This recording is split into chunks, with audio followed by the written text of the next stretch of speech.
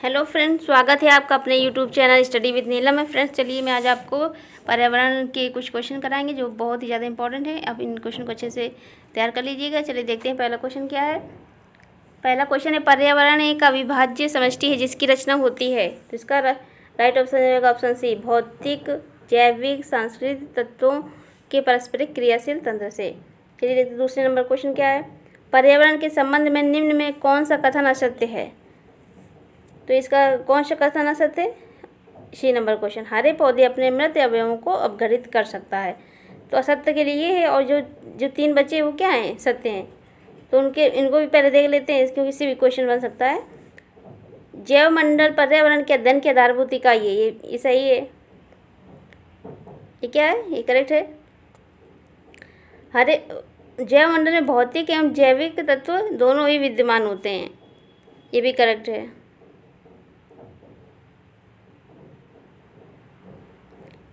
D number है, अपघट जीव अपना भोजन स्वयं नहीं बना सकते हैं। ये भी सत्य है। तो जो क्वेश्चन के हिसाब से हमारा जो राइट ऑप्शन हो जाएगा ऑप्शन सी, ये सत्य है।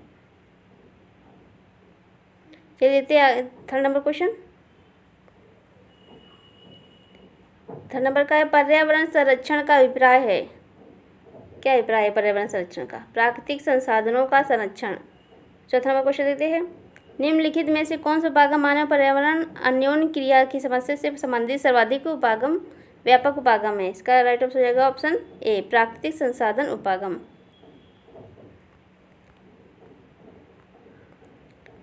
क्वेश्चन देखते हैं 5 नंबर। विश्व पर्यावरण दिवस कब मनाया जाता है। विश्व पर्यावरण दिवस कब मनाया जाता है, 5 जून को मनाया जाता है। 6 नंबर क्वेश्चन है, पर्यावरण प्रबंधन की अवधारणा से क्या तात्पर्य है। तो इसका राइट ऑप्शन हो जाएगा ऑप्शन ए, राष्ट्रमयन पर्यावरण के कारणों की जानकारी, उसके नियमन और विगत अनुभवों के आधार पर राष्ट्र को विवेकपूर्ण विधि से दूर करना। चलिए देखते हैं आगे क्वेश्चन 7 नंबर। आगे क्वेश्चन क्या है।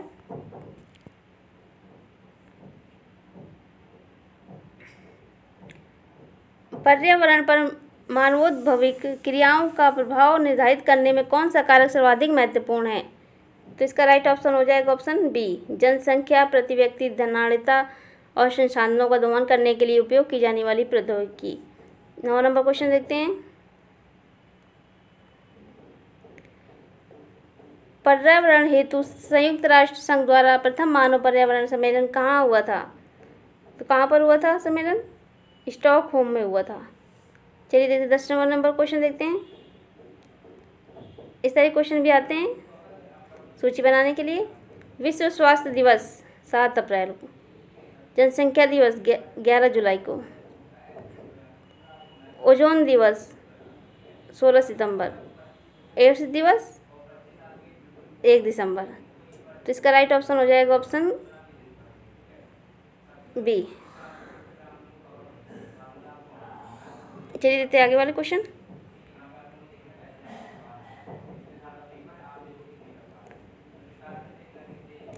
पर्यावरण के प्रमुख कारकों में निम्नलिखित में से कौन सा कारक सम्मिलित है। कौन से कारक सम्मिलित है पर्यावरण में, जलवायु, भौगोलिक स्थिति, वनस्पति, ये सभी सम्मिलित हैं।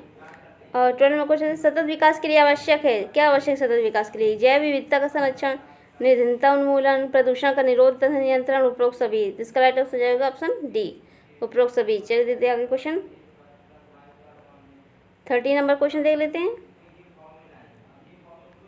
पारिस्थितिक विकास की अवधारणा निम्नलिखित में से किसके लिए तैयार की गई है। तो इसका राइट ऑप्शन हो जाएगा ऑप्शन सी, पर्यावरण को संतुलित करने के लिए। चलिए देखते हैं आगे क्वेश्चन। सतत पारिस्थितिक विकास के लिए क्या आवश्यक है। तो क्या आवश्यक है इसके विकास के लिए, मानव की भौतिकवादी विलासितापूर्ण जीवन शैली को त्यागना होगा, पर्यावरण के साथ घोर अन्याय में अत्याचार न करना, पारिस्थितिक तंत्र को संतुलित बनाए रखना, उपरोक्त सभी। इसका राइट ऑप्शन जाएगा उपरोक्त सभी। चलिए देखते 15 नंबर क्वेश्चन। पारिस्थितिकी शब्द का प्रयोग सर्वप्रथम किस वैज्ञानिक ने किया था। शब्द का प्रयोग किस वैज्ञानिक ने किया था, अर्नेस्ट हैकेल ने किया था। इसका राइट ऑप्शन हो जाएगा option C.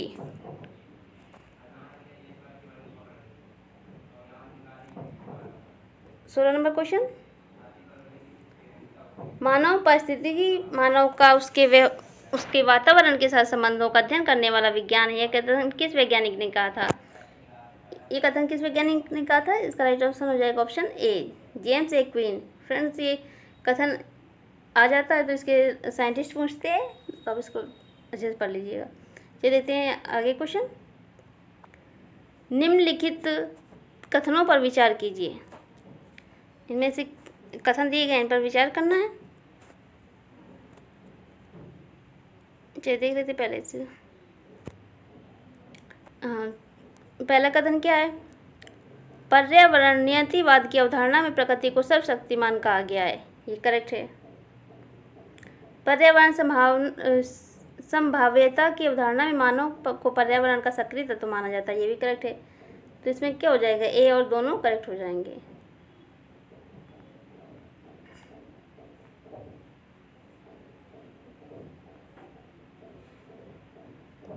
Eighteen number question देखते हैं। संयुक्त राष्ट्र संघ की महासभा द्वारा सहस्त्रवादी विकास लक्ष्य MDG का प्रस्ताव कब पारित हुआ था? सहस्त्रवादी विकास लक्ष्य, इसको MDG बोलते हैं। कब पारित हुआ था? 2000 में। चलिए देखते हैं 19 नंबर। सहस्त्रवादी विकास लक्ष्यों MDG के अंतर्गत निम्न में किसको शामिल किया गया है? किसको शामिल किया गया है MDG में? गरीबी तथा भुखमरी का उन्मूलन, लिंग समानता तथा महिला सशक्तिकरण को प्रोत्साहन, मातृत्व स्वास्थ्य को बढ़ावा देना, उपरोक्त सभी। इसका राइट ऑप्शन हो जाएगा उपरोक्त सभी। चलिए देखते 20 नंबर क्वेश्चन। सतत व स्थायी विकास किस प्रकार की अवधारणा से संबंध है? इसका राइट ऑप्शन हो जाएगा ऑप्शन बी, नवनियतिवादी अवधारणा।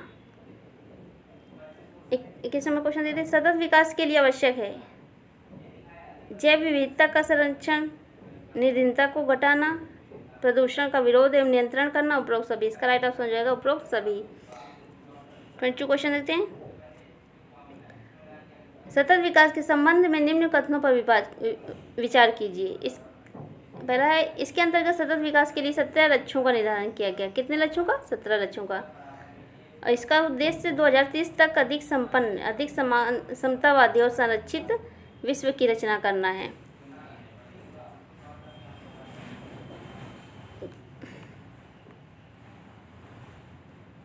और तीसरा नंबर है इसका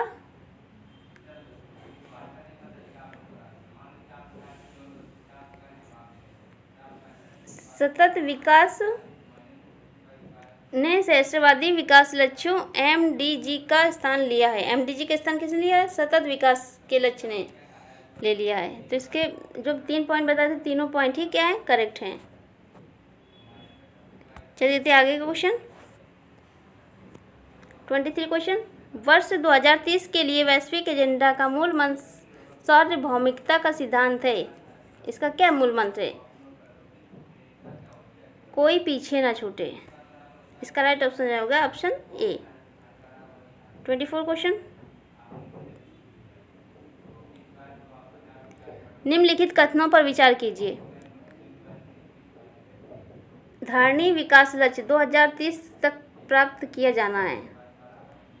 तो इसका राइट ऑप्शन हो जाएगा ऑप्शन ए, केवल यही करेक्ट हो जाएगा। और जो दिया गया है धारणी विकास लक्ष्य पहली बार 1972 में वैश्विक विचार मंडल थिंक टैंक से क्लब से रोम कहा जाता था, प्रस्तावित किया गया है। 24 का राइट ऑप्शन हो जाएगा ऑप्शन ए।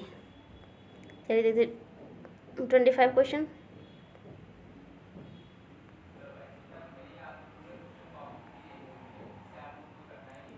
नंबर क्वेश्चन क्या है?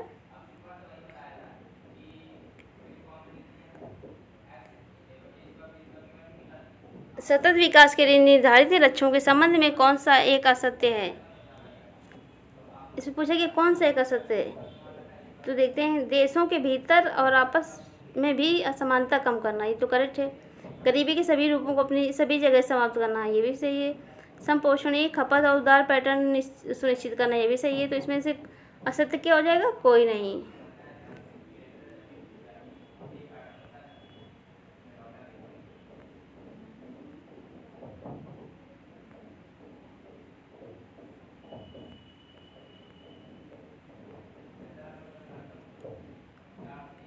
जी 26 नंबर क्वेश्चन देख लेते हैं।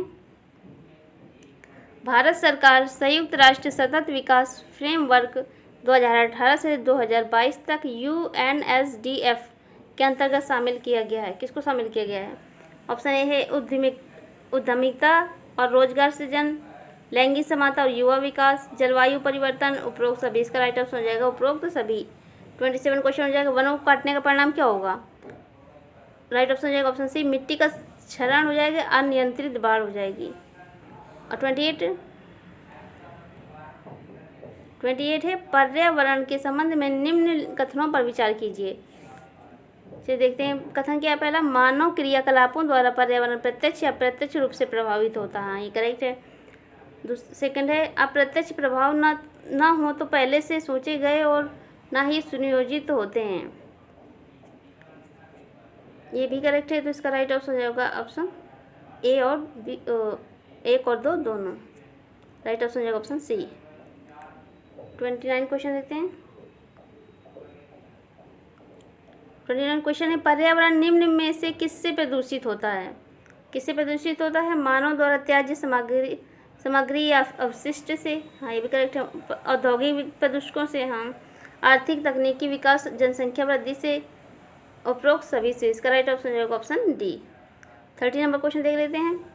निम्नलिखित में से कौन सा एक अविघटनीय प्रदूषक नहीं है? तो कौन सा एक प्रदूषण है जो अपघटन इसका नहीं होता है? तो इसका होता है मलमूत्र। अपघटनीय प्रदूषण नहीं है। 31 देखते हैं। ग्रामीण घरों में नाइट्रोजन ऑक्साइड प्रदूषक का के स्रोत हो सकता है। क्या हो सकता है नाइट्रोजन ऑक्साइड का स्रोत क्या होगा? इसका हो जाएगा धूम्र निकास की सुविधा रहित गैस चूल्हा, लकड़ी चूल्हा, मिट्टी तेल वाले हीटर। तो इसके राइट ऑप्शन हो जाएंगे, तीनों ही करेक्ट होंगे। ऑप्शन ए हो जाएगा। 32 देखते हैं। भारत में हाल में ही प्रारंभ किए गए वायु गुणवत्ता सूचकांक में निम्नलिखित में से कौन सा प्रदूषण सम्मिलित नहीं किया गया है? तो इसका राइट ऑप्शन हो जाएगा ऑप्शन सी, ओजोन। ओजोन का फॉर्मूला होता है O3। ओजोन का फॉर्मूला क्या होता है? O3।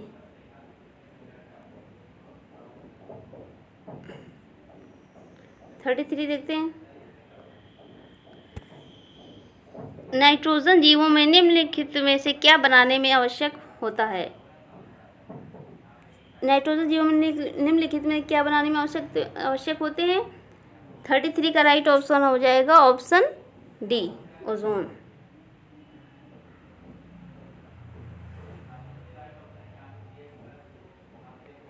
भारत के शहरों में धूम में मुख्यतः शामिल होते हैं। 34 का हो जाएगा ऑप्शन बी, नाइट्रोजन के ऑक्साइड्स एवं और अन्य जले हाइड्रोकार्बन्स।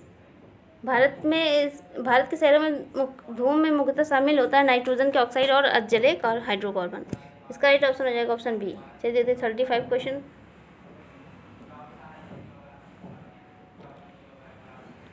35 क्वेश्चन है, निम्नलिखित नगरों में से कौन सा नगर हाल में ही मानवीय कोयले से सर्वाधिक प्रभावित हुआ है? तो इसका राइट ऑप्शन हो जाएगा ऑप्शन डी, बीजिंग। 36 देखते हैं, मानव उत्पत्ति संबंधी स्रोतों में से कौन सा गैसीय प्रदूषक तत्व क्लोरोफ्लोरोकार्बन CFC वायु में है? क्या है? ऑप्शन सी, फोम उद्योग। 37 देखते हैं, प्रदूषण से संबंधित निम्नलिखित में से कौन सा कथन सत्य है? एक कथन दिएगा, इनमें से हमें देखना कौन सा सत्य है। तो पहले देख लेते हैं। प्रदूषण से पर्यावरण के तत्व जल, वायु, मिट्टी आदि अपनी नैसर्गिक गुणवत्ता खो देते हैं। ये भी करेक्ट है। प्रदूषण मानव की विकास प्रक्रिया की देन है। आर्थिक व तकनीकी विकास तथा जनसंख्या वृद्धि से पर्यावरण प्रदूषित हो सकता है। ये भी करेक्ट है। तो इसका राइट ऑप्शन हो जाएगा ऑप्शन डी, सभी करेक्ट हो जाएंगे। 38 देखते हैं। 38 है, वायु प्रदूषण के प्राकृतिक स्रोतों में से आप निम्नलिखित में से किसे शामिल नहीं करेंगे? वायु प्रदूषण के प्राकृतिक स्रोतों में से आप किसे शामिल नहीं करेंगे? 38 का राइट ऑप्शन हो जाएगा ऑप्शन सी, वाहनों से निकलने वाला धुआं। ये क्या है? चलिए देखते हैं। ऑप्शन सी को हम क्या नहीं करेंगे, इसमें शामिल नहीं करेंगे, क्योंकि ये प्राकृतिक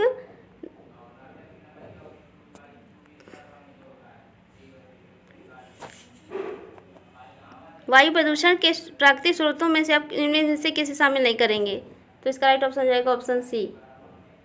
वाहनों से निकलने वाला धुआं ये प्राकृतिक नहीं है। जो ऑप्शन ए है ज्वालामुखी, ये क्या है, प्राकृतिक है। और दावाग्नि ये भी प्राकृतिक है, और जलवाष्प ये भी प्राकृतिक है। तो इसका राइट ऑप्शन हो जाएगा ऑप्शन सी। 39 देख लेते हैं। जापान में मिनीमाटा आपदा किसके प्रदूषण के कारण से हुई है? किस कारण से हुई है?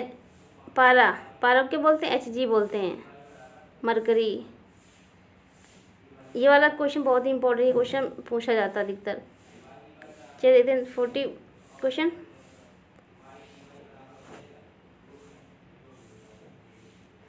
का हो जाएगा ज्वालामुखी क्रिया से निकलने वाली गैसों में आप किसे शामिल करेंगे? ज्वालामुखी से निकलने वाली क्या क्या गैसें होती हैं? सल्फर डाइऑक्साइड होती है, हाइड्रोक्लोरिन होती है, मोनोऑक्साइड होती है। तो ये सभी हो जाते हैं। 40 का राइट ऑप्शन हो जाएगा ऑप्शन डी। चलिए तो 41। गंगा को प्रदूषण से मुक्त कराने के लिए केंद्रीय गंगा प्राधिकरण का गठन कब हुआ था? 1985 में हुआ था। तो केंद्रीय गंगा प्राधिकरण का गठन कब हुआ था? 1985 में। और ये योजना का गठन क्यों हुआ था? गंगा को प्रदूषण से मुक्त कराने के लिए। 42 देखते हैं। घरेलू ईंधन के जलने से निम्नलिखित में से कौन सी गैस वायु को प्रदूषित करती है? तो जब घरेलू ईंधन जलता है तो कार्बन डाइऑक्साइड प्रदूषित करती है। इसका राइट ऑप्शन जाएगा ऑप्शन ए। चलिए देखते आगे क्वेश्चन। 43। ताज़ा जलाशयों में जैविक प्रदूषण का प्राथमिक स्रोत क्या होता है? जो ताज़ा जलाशय होते हैं उसमें जैविक प्रदूषण का स्रोत क्या होता है? मल जल का बहिस्राव। इसका राइट ऑप्शन जाएगा ऑप्शन सी। 44 देख लेते हैं। शहरी क्षेत्रों के ऐसे वायु प्रदूषण को चिन्हित किया जाए जिससे मनुष्य की आंखों और श्वसन नली में जलन होती है। तो इसका राइट ऑप्शन क्या हो जाएगा? ऑप्शन सी, सतही ओजोन। 45 क्वेश्चन देख लेते हैं। भारत की बड़ी बड़ी नदियों में जल प्रदूषण निम्नलिखित में से सबसे बड़ा स्रोत क्या है? असंसाधित मलजल। जल प्रदूषण किसी से होता है? असंसाधित मलजल से। इसका राइट ऑप्शन जाएगा ऑप्शन ए। 46 क्वेश्चन देख लेते हैं। शुद्ध जल में रासायनिक दृष्टि से हाइड्रोजन तथा ऑक्सीजन का कौन सा अनुपात सही है? शुद्ध जल में रासायनिक दृष्टि से हाइड्रोजन और ऑक्सीजन का अनुपात क्या हो जाएगा? 2:A। तो इसका राइट ऑप्शन जाएगा 46 का सी हो जाएगा। चलिए देखते हैं 47 क्वेश्चन।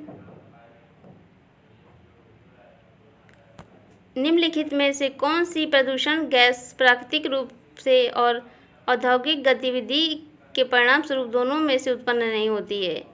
तो इसका राइट ऑप्शन हो जाएगा ऑप्शन डी, क्लोरोफ्लोरोकार्बन। 48 देखते हैं। शहरी क्षेत्रों में नाइट्रोजन ऑक्साइड नाइट्रोजन से NO2 के कारण प्रदूषण का मुख्य स्रोत क्या है? वाणिज्य क्षेत्र है। 49 का देखते हैं। निम्नलिखित में से जल जनित रोग नहीं है। जल जनित रोग नहीं है, डेंगू। 49 का राइट ऑप्शन हो जाएगा ऑप्शन डी। और ये जो जल जनित रोग नहीं, डेंगू, तो ये क्या हो जाएंगे? जो ऑप्शन बचे हुए हैं ये हो जाएंगे जल जनित रोग।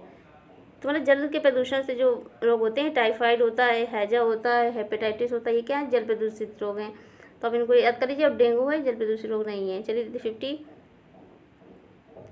50 क्वेश्चन देख लेते हैं। शहरी क्षेत्रों में प्रदूषणकारी गैस कार्बन मोनोऑक्साइड का प्रमुख स्रोत है। तो इसका राइट ऑप्शन हो जाएगा परिवहन क्षेत्र। कार्बन मोनोऑक्साइड का क्या है? परिवहन क्षेत्र है। 51 का क्वेश्चन देखते हैं।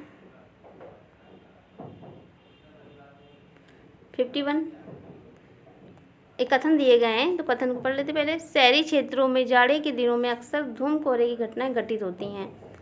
तो इसका तर्क है जाड़े के मौसम में लोग गर्म करने के प्रयोजन से या स्वयं को गर्म रखने के लिए बड़ी मात्रा में जैव सहित बायोमास को जलाते हैं। तब इसमें चयन को उत्तर करेंगे। इसमें ए और आर दोनों सही हैं। जो ए और आर है जो ए और आर तर्क हैं ये दोनों सही हैं, परंतु आर ए की व्याख्या सही से व्याख्या नहीं कर रहा है, तो इसका राइट ऑप्शन जाएगा ऑप्शन ए। इस तरह का क्वेश्चन भी आ सकता है। चलिए देखते हैं आगे का।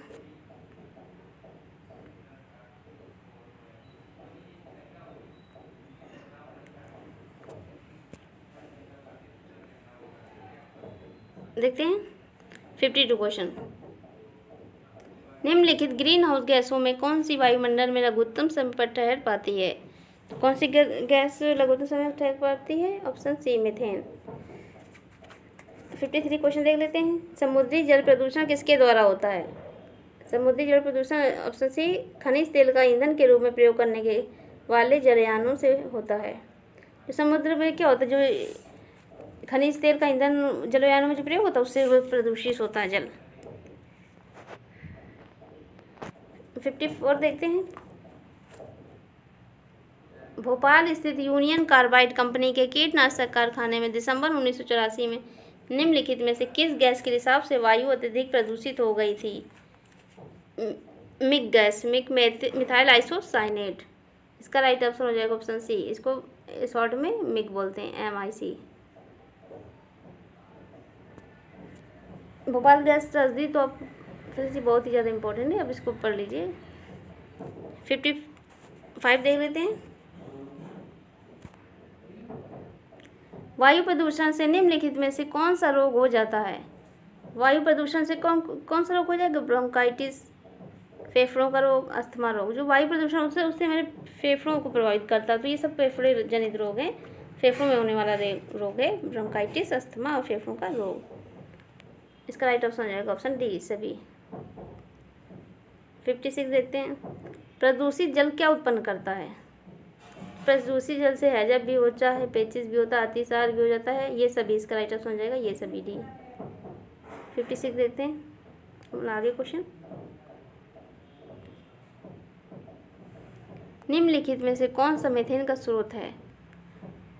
तो 57 का राइट ऑप्शन हो जाएगा कौन सा गैस है? ए हो जाएगा। मीथेन का स्रोत है ऑप्शन ए। आज डिस्टर्ब वेटलैंड्स 57 का राइट ऑप्शन हो जाएगा। 58 निम्नलिखित में से पृष्ठीय ओजोन की प्रदूषण के रूप में संभावित विरचना का उत्सर्जन स्रोत कौन सा है? 58 का राइट ऑप्शन हो जाएगा ऑप्शन बी, प्रशीतन और वातानुकूलन। 59 निम्नलिखित में से बायोगैस का प्रमुख तत्व कौन सा है? बायोगैस का प्रमुख तत्व पता ही मेथेन है, कार्बन डाइऑक्साइड है। ऑप्शन ए करेक्ट हो जाएगा। 60 क्वेश्चन देते हैं। निम्नलिखित में से किस प्रदूषण के कारण मानव को कैंसर रोग हो सकता है? तो मानव कैंसर रोग किससे हो जाता है? लेड से होता है, लेड, सीसा, PB। 61 देखते हैं। ताप विद्युत संयंत्रों में उत्पादित फ्लाई ऐश एक पर्यावरण हितैषी संसाधन है जिसका किसमें उपयोग किया जाता है? इसका राइट ऑप्शन देते हैं। किसमें उपयोग किया जाता है? सूक्ष्म पोषक के रूप में कृषि में, बंजर भूमि के विकास में, बांध और जल धारणाओं में, ईंट उद्योगों में। 61 का राइट ऑप्शन हो जाएगा ऑप्शन डी, सभी में।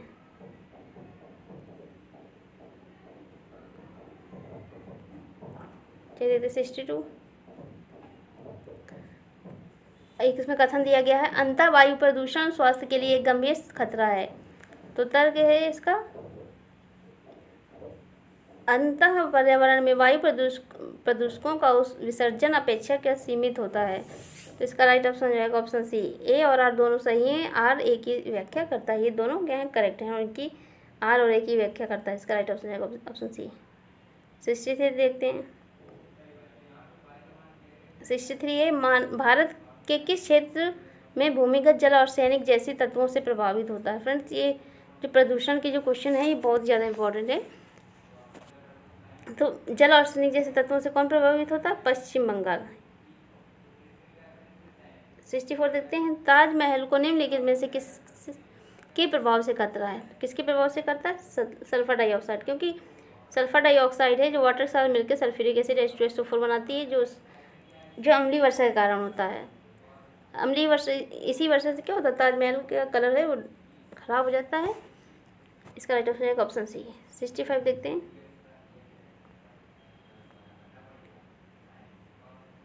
निम्न इनमें से कौन सा वायुमंडल प्रदूषक है? तो वायुमंडल प्रदूषक कौन सा हो जाएगा? कार्बन डाइऑक्साइड, CO2 हो जाएगा, क्योंकि सबसे ज़्यादा अधिकांश मात्रा ये CO2 की होती है।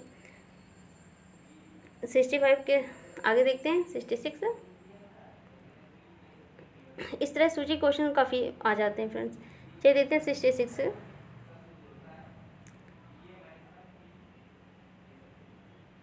66 देख लेते हैं।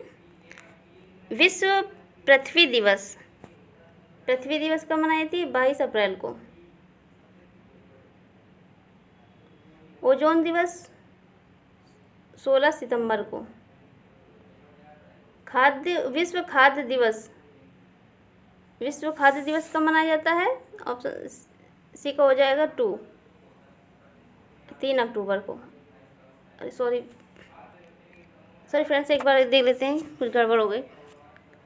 विश्व पृथ्वी दिवस 22 अप्रैल को, ओजोन दिवस 16 सितंबर को, खाद्य दिवस हो जाएगा 3 अक्टूबर को।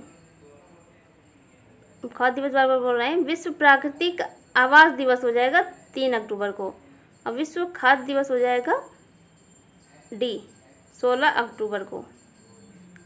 चलिए इसका राइट ऑप्शन हो जाएगा तो ऑप्शन ए।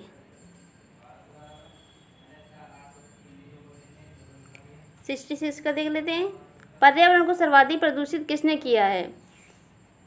पर्यावरण को सबसे ज़्यादा प्रदूषित तो औद्योगिकरण नहीं किया है। इसका राइट ऑप्शन हो जाएगा ऑप्शन बी। 68 देख लेते हैं। जैव आवर्धन का तात्पर्य किस वृद्धि से होता है? किस वृद्धि से होता है? जीवित जीवों में प्रदूषकों की सांद्रता। इसका राइट ऑप्शन हो जाएगा ऑप्शन ए। 69 एक समान व्यक्ति के लिए कितनी डेसिबल तीव्रता की ध्वनि सुनना उपयुक्त व सामान्य है? तो 50 डेसिबल है, इतनी ध्वनि सुनना उपयुक्त या समान है। 69 का राइट ऑप्शन हो जाएगा ऑप्शन सी।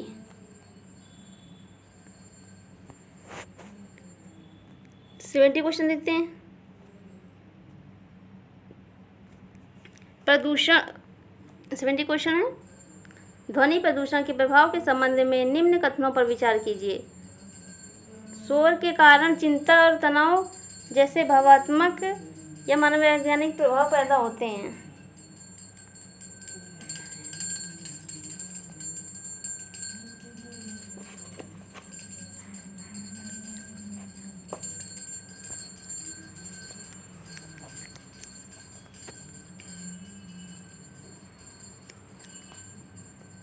सत्तर नंबर क्वेश्चन 70 नंबर क्वेश्चन देख लेते हैं। ध्वनि प्रदूषण के प्रभाव के संबंध में निम्न कथनों पर विचार कीजिए।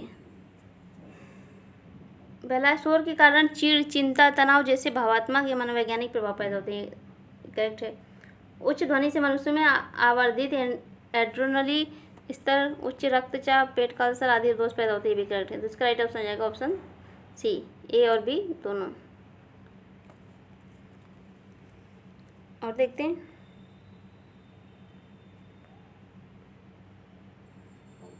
निम्नलिखित में एक कौन सी रेडियो धर्मी प्रदूषण के मान की इकाई है? तो रेडियो धर्मी प्रदूषण के मान की इकाई क्या है? रोंटजन है। जो ये डेसिबल है, इसका राइट ऑप्शन हो जाएगा ऑप्शन सी। और डेसिबल किसकी? ध्वनि की है। और रेडियो धर्मी की है रोंटजन। चलिए देखते हैं आगे। 72 क्वेश्चन देखते हैं। निम्नलिखित में एक कौन से रेडियो धर्मी पदार्थ नहीं है? तो कौन सा नहीं है? रेडियो धर्मी पदार्थ कौन से नहीं है? Radium 224, radium 238, potassium 40। इसका राइट ऑप्शन हो जाएगा ऑप्शन डी। 72 का राइट ऑप्शन क्या हो जाएगा? Option D. 73 देख लेते हैं। निम्नलिखित कथनों पर विचार कीजिए। जो कथन दिए गए हैं इनको देख लेते हैं। 73 का राइट ऑप्शन है ऑप्शन बी।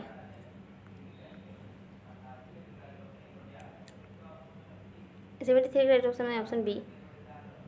इसमें रेडियो धर्मी विकिरण का प्रभाव कई हजारों वर्ष तक रहता है। हाँ सही है। रेडियो धर्मी प्रदूषण का प्रभाव धीरे धीरे कई वर्षों में लकवे, गूंगेपन आदि के रूप में दिखाई देता है। हाँ तो ये भी करेक्ट है। इसका राइट ऑप्शन जाएगा ऑप्शन बी। 74 देखते हैं। निम्न में एक कौन सा कथन सही है?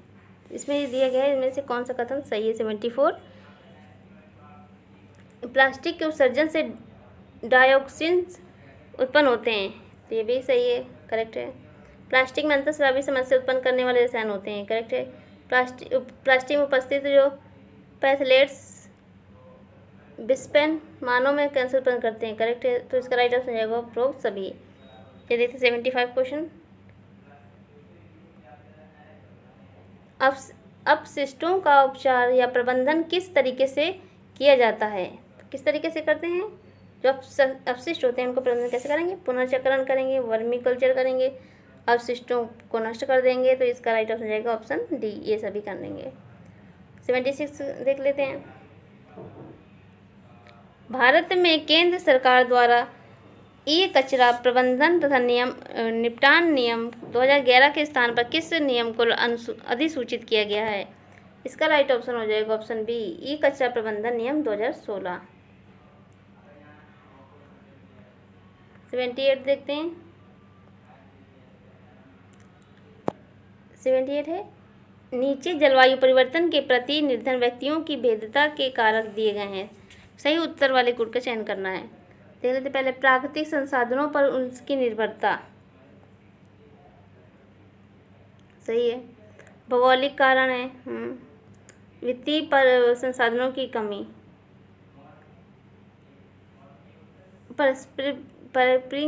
पारंपरिक ज्ञान का अभाव। तो इसका राइट ऑप्शन जाएगा ऑप्शन डी।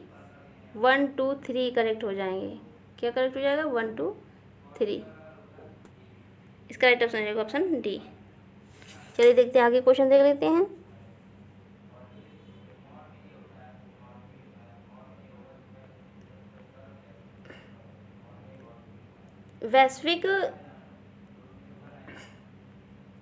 वैश्विक जलवायु परिवर्तन, ग्लोबल क्लाइमेट चेंज के संदर्भ में निम्नलिखित कथनों पर विचार कीजिए। तो ये जो 79 को क्वेश्चन दिए गए हैं, कथन दिए गए हैं, इनको देखते हैं क्या होगा इसका। जलवायु में बदलाव एक ऐसा परिवर्तन है जिससे उन मानवीय गतिविधियों से प्रत्यक्ष या अप्रत्यक्ष रूप से जोड़ा जा सकता है जो सार्वभौमिक वातावरण के संगठन को बदल देती हैं। तो ये करेक्ट हो जाएगा। अधिक सुख सुविधा जुटाने की होड़ में आज मानवीय क्रियाकलाप वायुमंडल में ऊष्माशोषी गैसों की संख्या बढ़ाते जा रहे हैं। ये भी करेक्ट है।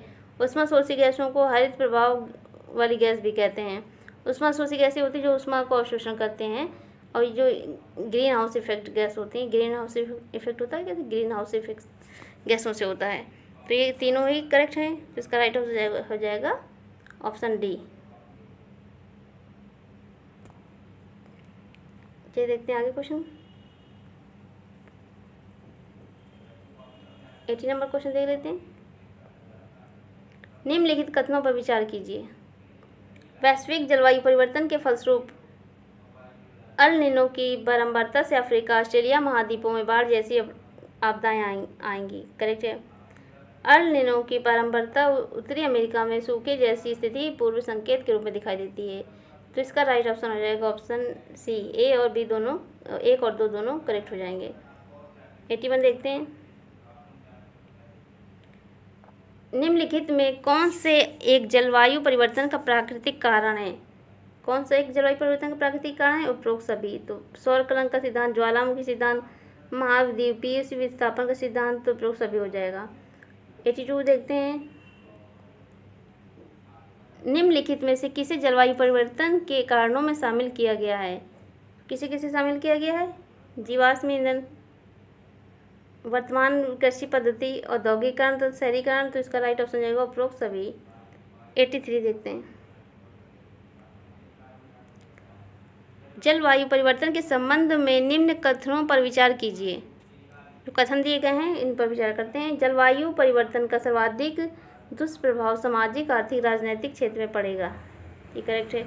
जलवायु परिवर्तन के कारण बाढ़, सूखा, भूस्खलन, समुद्र जलस्तर में वृद्धि होगी। सही।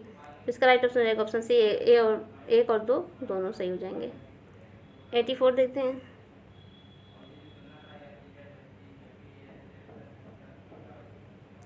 निम्नलिखित में से कौन सा कथन सही है? वैश्विक तापन से तात्पर्य पृथ्वी के तापमान में हो रही लगातार बढ़ोतरी है। वैश्विक तापमान तो ग्लोबल वार्मिंग बताइए, पृथ्वी के तापमान में वृद्धि है, ये भी करेक्ट हो जाएगा। कार्बन डाइऑक्साइड गैस वैश्विक तापन के लिए सर्वाधिक उत्तरदायी है, ये भी करेक्ट है। वैश्विक तापन एक क्षेत्रीय समस्या है और इसका ऑप्शन डी हो जाएगा उपरोक्त सभी। तो इसका राइट कैसा हो जाएगा? 84 का राइट ऑप्शन हो जाएगा ऑप्शन डी।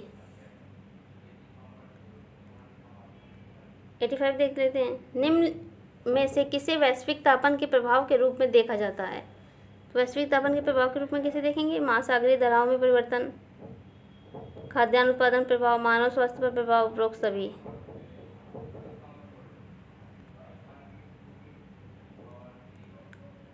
आगे देखते हैं 86 नंबर।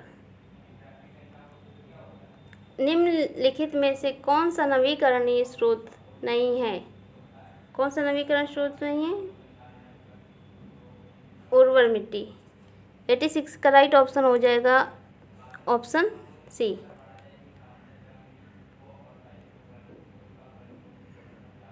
Option C.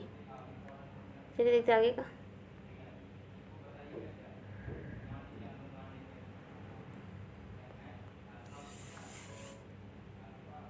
भारत की ऊर्जा आवश्यकता में जीवाश्मी ईंधन फॉसिल फ्यूल के बाद योगदान करने वाला दूसरा सबसे महत्वपूर्ण स्रोत क्या है? जल ऊर्जा, हाइड्रो पावर। इसका राइट ऑप्शन हो जाएगा ऑप्शन सी। 89 देखते हैं। ईंधन बैटरी चालित वाहन में ऊर्जा किसके देन से प्राप्त होती है? हाइड्रोजन के देन से प्राप्त होती है। 90 क्वेश्चन। निम्नलिखित में से कौन सा संयोजन नवीकरणीय प्राकृतिक संसाधन प्रकट करता है? तो इसका राइट ऑप्शन हो जाएगा ऑप्शन बी। स्वच्छ वायु, फॉस्फेट और जैव विविधता। 91 देखते। भारत में विद्युत उत्पादन में नवीकरणीय स्रोत ऊर्जा का प्रतिशत कितना है? बी हो जाएगा 22 से 25%। 92 93 देख लेते हैं। 92 निम्नलिखित में से कहाँ भारत में हाइड्रोकार्बन प्रदान करने वाले वृक्ष उगते हैं? कहाँ पर उगते हैं? राजस्थान में भी, पश्चिम मध्य प्रदेश में, दक्षिण पश्चिमी उत्तर में। तो इस सभी जगह हाइड्रोकार्बन प्रदान करने वाले वृक्ष उगते हैं। 93 देख लेते हैं। 93 है। निम्नलिखित ऊर्जा ईंधनों में कौन सा ईंधन पर्यावरण के लिए सबसे अनुकूल है? तो कौन सा अनुकूल है? 93 का राइट ऑप्शन हो जाएगा ऑप्शन ए। बायोगैस क्या होता है? गोबर गैस होती है, ये प्राकृतिक गैस होती है।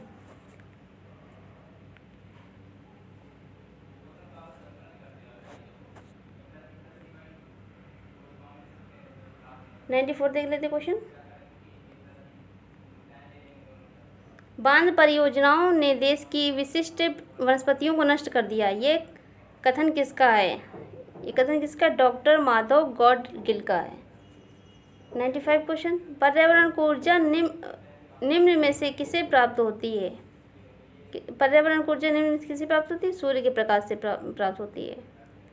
फ्रेंड्स, आपको ये वीडियो पसंद आया हो तो फ्रेंड्स वीडियो को लाइक कीजिए, चैनल को सब्सक्राइब कीजिए, कमेंट्स कीजिए, शेयर कीजिए। फ्रेंड्स, आप ये क्वेश्चन ये बहुत ही ज़्यादा इंपॉर्टेंट है फ्रेंड्स, आप इनको अच्छे से पढ़ लीजिएगा, काफ़ी हेल्प मिलेगी। Thank you friends.